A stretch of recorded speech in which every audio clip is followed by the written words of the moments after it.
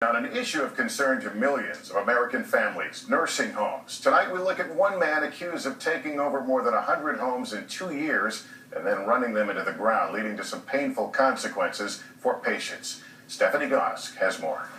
Nurse Grace Williamson was working at this Massachusetts nursing home in 2016 when a multi-millionaire named Joseph Schwartz took over the business. Once they started cutting down staff and everything, conditions became very difficult to maintain. Then in May, Janine Pettiford said she got a call from her cousin John. He was quite panicked. He said, "I need help. I'm getting kicked out." And so were hundreds of others, all forced to leave 5 Massachusetts homes when Schwartz stopped paying employees, according to state officials. This didn't happen only in this state. This was the final state that he wreaked havoc through. From this office above a pizzeria, Schwartz's business grew rapidly from running 11 nursing homes to over 100 in just 2 years. Joseph Schwartz. But in a 2017 deposition for a malpractice case against Schwartz's company that was later settled, he wouldn't disclose the size of his business. You don't know how many homes you own now? To operate the homes, experts estimate state and federal governments paid Schwartz's company hundreds of millions of taxpayer dollars. You just never think in terms of your children having to go through anything like this. Betty McFadden's son was in a Schwartz-run nursing home in Arkansas after a stroke left him unable to move. Sanitary conditions were so poor in 2017 that inspectors documented maggots on her son's catheter. The state later issued fines for neglect. Do you think the people in the nursing home just ignored what was blatantly negligent care? Yes, I do.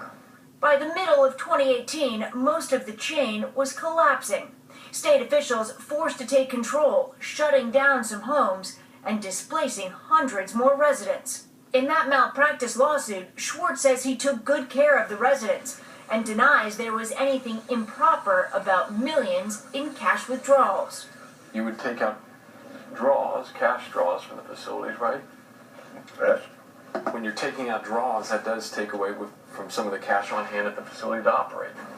I don't think so. We need to have very strict rules about who's eligible to operate a facility, what the standards are for them, what their financial backgrounds are. She says what little action regulators took against Schwartz, a handful of state fines and some canceled federal contracts, came too late. The federal government says they have limited authority, and each individual nursing home is separately certified and held accountable. We wanted to talk to Joseph Schwartz, so we visited his office in New Jersey, his home in New York, and this address in Brooklyn, and we got no response. Advocates are concerned that under the Trump administration, fines for problematic nursing homes went down by 34% last year.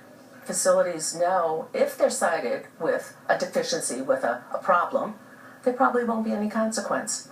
Nurse Williamson from Massachusetts has a message for nursing home owners like Schwartz. Shame on you. I hope one day that you're not in a nursing home. And if you are, may God be with you. All right, and Stephanie joins us now. So where do things stand with Mr. Schwartz? Well, the federal government tells us that Schwartz still has a partial ownership stake in 50 homes. Last year, a spokesperson for Schwartz says he doesn't actually own the buildings, but he does manage the properties, Lester. All right, Stephanie, thank you.